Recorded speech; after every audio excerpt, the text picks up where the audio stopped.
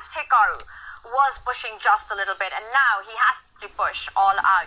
He goes with the white pieces, and we're gonna have the moves, the openings in just a few seconds. It's clock time, it's go time. Full start there. Shout out to Judith, our arbiter, who's sorting out those tech issues, and now we're off. And now we're really off. 1d4, Fabi to play, and he's out the knight. Okay, and a Trumpovsky attack yet again from Nakamura. He was playing this throughout the first day or two of the Champions Chess Tour finals, but it won't be a surprise now. For the first time, I just thought about this. These two will square off in the Candidates tournament several months from now. So it's kind of awkward where you want to beat them in this match, but you also want to save some of your killer preparation for that tournament, which decides who gets to play Dingley Ren for the World Championship. So there is that dynamic at play here, and for Hikaru, it makes even more sense that he keeps playing these offbeat lines. I don't really expect him to play them in classical chess.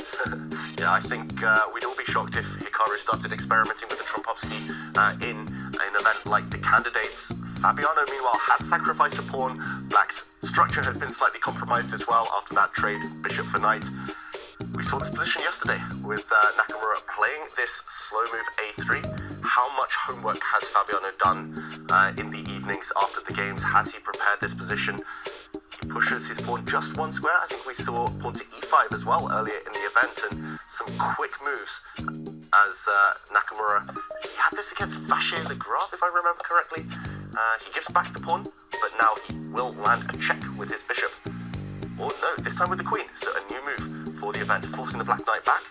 Level material, bishop to b5. He's playing actively to compensate the fact that white's doubled c-pawns are extremely weak long term. This looks very strange to me. I trust Hikaru in these situations, but when I look at this position, I'm like, how can black be worse? But that's where deep preparation comes in handy, and I'm looking at that queen on a4 because it can go from this side all the way over to the king side, and if that black king thinks it's going to be safe castling in that direction, well, think again, you might not even get there. So white lacking development, black's king still in the center as well, both sides with the compromised pawn structure. I would think that black should be doing well, and Fabiano...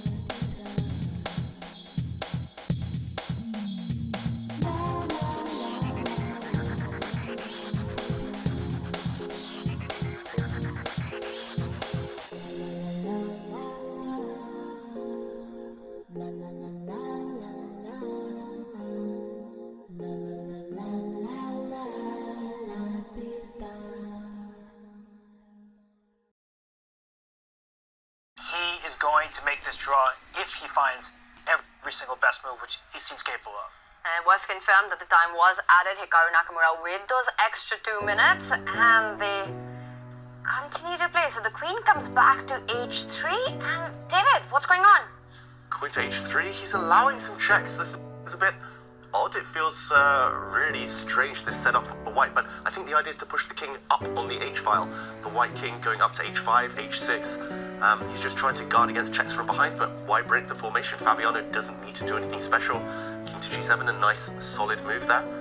And Hikaru, sooner or later, he'll have to push the f-pawn. He just needs to figure out the right moment. But that problem with pushing the f-pawn, it always gives the king that forward square. So what Fabiano is doing very intelligently is taking away a queen check once that pawn pushes. So now the pawn can push, the king steps up, the white queen can't check the king. So he's keeping everything under control, keeping checks in his queen's eyes, and well, that's why Hikaru, he wants to give a check for himself. He paused, he's not sure where to go. And those extra 2 minutes have disappeared. Hikaru now reaching the 20-second mark. No progress has been made. Yeah, nothing at all. The position has barely changed, and you can sense the frustration. We even heard the frustration there from Hikaru.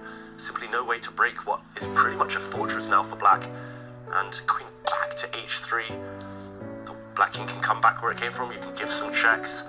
I think Fabiano is holding this one calmly, perfectly. He's even moving his king, right? Like, that was not necessary. I would have been tempted to move my queen. But he's trying to make sure that the white king can't march forward. And, wow, that was a slap on the clock. Hikaru's got 9 seconds now. He goes forward with the king. He's tried everything. What a defense by Fabiano. Yeah, perfect defense. He's done everything right. He's centralized the black queen. That's the main thing. And no way forward. I think we'll see a handshake soon as Hikaru tries one of the 2 final more moves. Don't trade. No way to avoid the checks.